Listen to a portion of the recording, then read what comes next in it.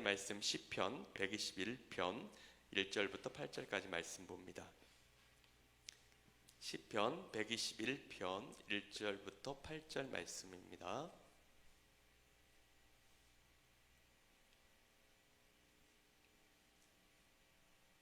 구약성경 897쪽에 있고요. 1절부터 8절 말씀 한 목소리로 같이 읽습니다. 내가 산을 향하여 눈을 들리라. 나의 도움이 어디서 올까? 나의 도움은 천지를 지으신 여호와에게서로다. 여호와께서 너를 실족하지 아니하게 하시며 너를 지키시는 이가 졸지 아니하시리로다. 이스라엘을 지키시는 이는 졸지도 아니하시고 주무시지도 아니하시리로다. 여호와는 너를 지키시는 이시라. 여호와께서 내 오른쪽에서 내 그늘이 되시나니 낮에 해가 너를 상하게 하지 아니하며 밤의 달도 너를 해치지 아니하리로다. 여호와께서 너를 지켜 모든 환난을 면하게 하시며 또 내 영혼을 지키시리로다. 여호와께서 너의 출입을 지금부터 영원까지 지키시리로다. 아멘. 할렐루야. 오늘 이 새벽에 나오신 우리 사랑하는 성도님들을 주님의 이름으로 환영하고 축복합니다. 이제 여름이 시작되었고요. 이제 여름 사역들이 좀 시작이 되어집니다. 이번에 유초등부 그 아이들이 그 남강교회와 하나숲교회에서 공동으로 주최하는 그 캠프에 참여하게 됩니다. 근데 이번 캠프의 주제가 뭐냐면 다윗 어드벤처예요.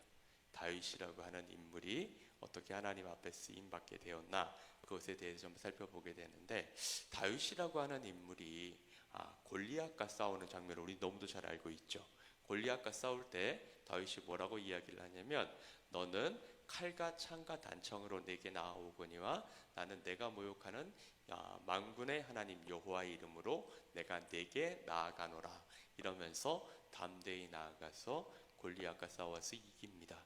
그 장면을 보면서 어떻게 그렇게 다윗이 담대할 수 있을까? 정말 어떻게 다윗이 저렇게 용감할 수 있을까라는 생각을 하게 됩니다.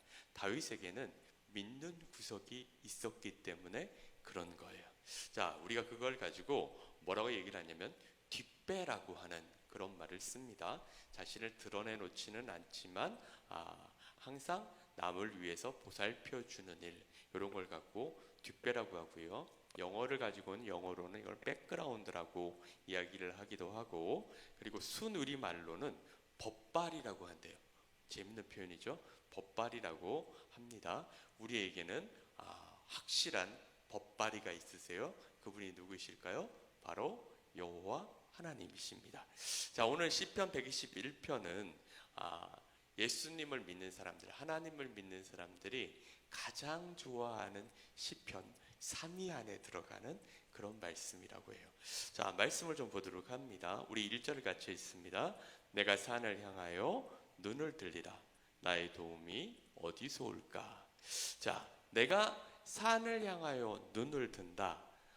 여기서의 산은 어떤 산일까요?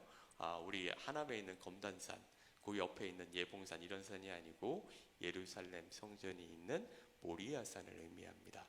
자, 모리아산을 바라보면서 그곳에 누가 계세요? 하나님이 계시죠. 자, 그 산을 바라보면서 이 시를 이야기하는 사람이 먼저 생각을 하는 거예요. 나의 도움이 어디서 올까? 그것을 생각하는 거죠. 2절 같이 있습니다. 나의 도움은 천지를 지으신 여호와에게서로다. 나의 도움은 어디서부터 온다? 하나님께로부터 오는데, 그 하나님은 어떤 하나님이세요? 천지를 지으신 여호와. 자, 사실은 이 시편을 노래하고 있는 사람이 예배를 드리기 위해서 예루살렘 성전을 올라가려고 하다 보면 그 산을 거치게 돼요. 근데 그 산에는 누가 있냐면 도둑들이 있습니다. 이 성전에 예배를 드리러 가는 사람들은 항상 예물을 가지고 가기 때문에 그 예물을 강탈하는 사람들이 있는 거예요. 자, 그 산을 볼 때 두려움도 있을 수 있고 저기에 어떤 어려움이 있지는 않을까라는 생각을 하게 돼요. 그럼에도 불구하고 그 산은 누가 만들었다? 하나님께서 만드셨다. 나의 모든 환경과 모든 여건을 주장하시는 이는 누구시다?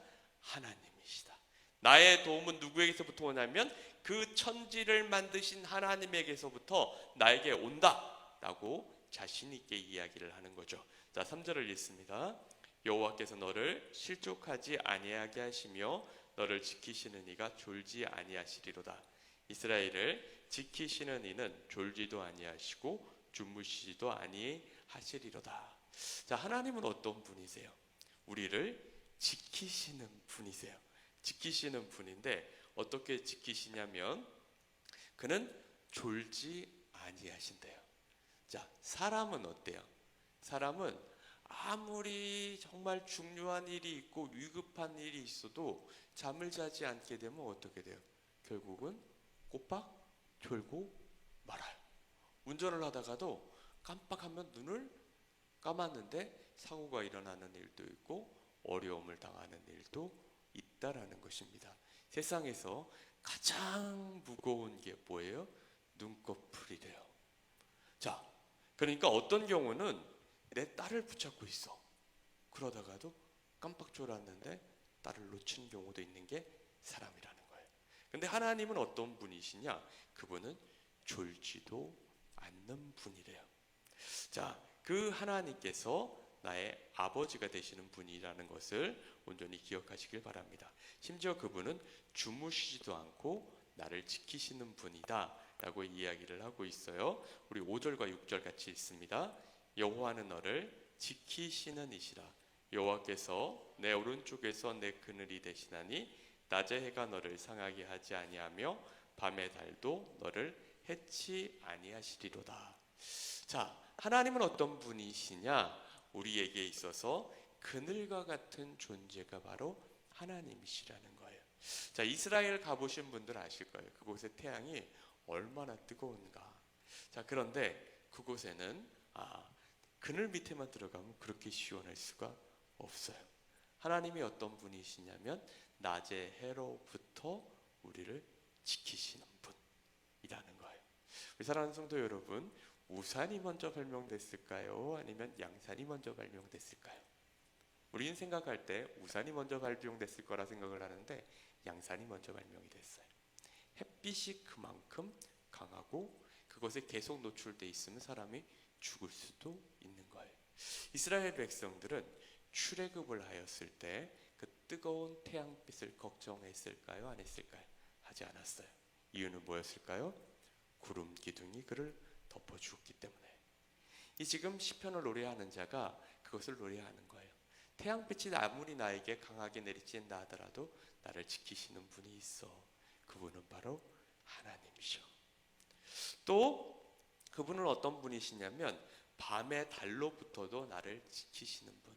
밤의 달이 의미하는 바는 뭐냐면 이 사막에 나가면 이 밤에는 또 어지간히 추워요. 그 추위로부터 지키시는 이가 누구시다? 하나님이시다 라는 거예요. 하나님께서는 우리를 낮의 해의 해로부터 밤의 달로부터 우리를 지키시는 분임을 온전히 고백을 하시는 우리 사랑하는 성도님들이 되시길 바랍니다. 자, 우리 7절과 8절도 있습니다. 여호와께서 너를 지켜 모든 환난을 면하게 하시며 또 내 영혼을 지키시려로다. 여호와께서 너의 출입을 지금부터 영원까지 지키시리로다. 아멘. 자, 하나님이 얼마나 좋으신 분이에요. 자, 그런데 어떤 목사님 설교를 제가 듣다가 좀 충격적인 얘기를 들었어요. 그런데 정말 그러냐? 이걸 한번 생각은 해봐야 되죠.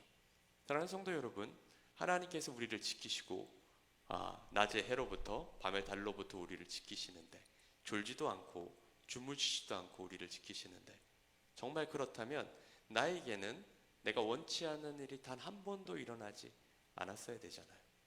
근데 우리 사랑하는 성도님들 가운데 갑자기 팔이 부러졌거나 다리가 부러졌거나 병원에 갔더니 큰 병원을 가보라고 해서 병원에 갔더니 암이래요. 그리고 갑자기 시골에서부터 연락이 왔습니다. 나의 사랑하는 부모님이 암이래요. 1년을 넘기지 못한다는 얘기를 들을 때도 있고요. 내가 잘하고 있던 사업이 갑자기 어려움을 당하는 경우도 있습니다. 그렇다면 이 시편 121편의 말씀이 맞는 거예요? 틀려 있는 거예요? 우리들에게 어려움이 있다면 이건 좀 다르잖아요. 이 시편을 보게 되면 모든 것으로부터 다 지켜주는 것처럼 얘기를 했는데 왜 우리에게 이런 일이 벌어질까요? 이 시편이 기록이 되어진 배경을 우리가 좀 알 필요가 있습니다. 학자들이 볼 때 이 시편이 언제 기록이 되었나? 바벨론 포로로 잡혀갔을 때, 아니면 바벨론 포로기가 이제 다 끝나고 예루살렘으로 돌아올 때 이 시가 기록이 되어졌다라고 봅니다. 그때 그들은 어떤 생각을 했냐면, 진짜 하나님이 살아계신 건 맞아? 하나님이 우리를 선택하셨고 우리를 하나님의 선민으로 우리를 불러주셨다면 우리에게 일어난 이 일을 우리가 어떻게 설명할 수가 있어? 하나님께서 진짜 우리를 버리신 거 아니야? 그게 아니라면 하나님은 우리를 지킬 능력이 없는 분은 아닌가? 라는 생각을 하고 있을 때예요. 그때도 이 시편을 기록한 이 화자는 얘기하는 거죠. 하나님께서는 나를 도우시는 나의 도움의 출처이시다. 그는 나를 온전하게 지키시고 나를 어떤 환난에서부터 벗어나게 하신다. 자, 그러다가 그가 생각을 할 때, 근데 왜 나한테 이런 일들이 일어났지? 라는 것을 생각하게 되는 거예요. 그럼에도 불구하고 그가 믿음으로 확신하는 거예요. 하나님께서 그렇게 하신 데는 어떤 이유가 있을 거야. 내가 알지 못하는 그런 이유가 있어. 분명한 것은 하나님은 신실하시고 나를 지키시고 가장 좋은 곳으로 인도하시는 분이시라는 거야. 우리가 너무 좋아하는 시편 23편에서도 이야기하는 바가 뭐죠? 여호와는 나의 목자시니 내게 부족함이 없으리로다. 여호와가 나의 목자가 되시면 나는 뭐냐면 양이라는 거예요. 양은요, 목자 없이는 살아갈 수가 없는 존재가 바로 양입니다. 그가 나를 푸른 초장 쉴 만한 물가로 인도하시는도다. 이스라엘 가보시면요, 푸른 초장 쉴 만한 물가 별로 없어요. 한 곳에서 풀을 뜯어먹고 시냇물을 마시다가 반드시 어디 지나야 되냐면 광야를 지나야 돼요.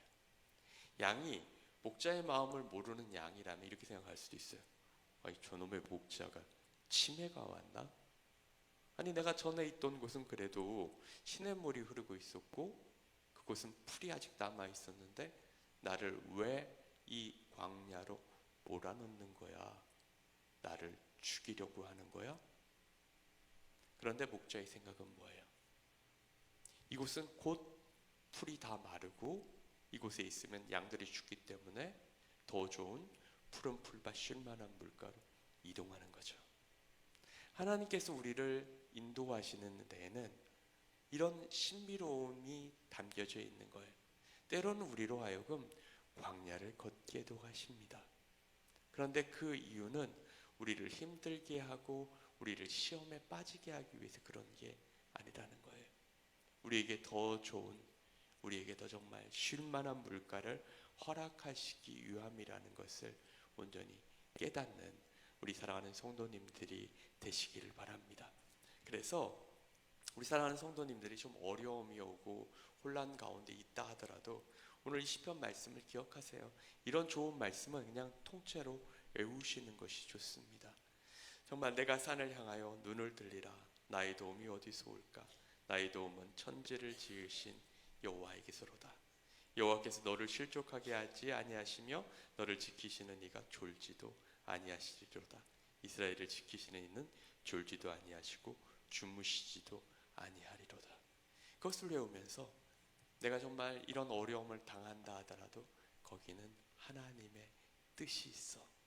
내가 그것을 잘 이겨내면 하나님께서 나를 반드시 다시 회복시키시고 놀라운 축복 가운데 거하게 하실 거야. 낮에 해야 내가 나를 아무리 힘들게 하더라도 너는 지나가고 말 거야. 밤에 달아 너도 하나님께서 나를 지키시는 것에서부터 나를 파괴할 수가 없어. 그것을 담대히 외치는 우리 사랑하는 성도님들 되시길 간절히 바랍니다.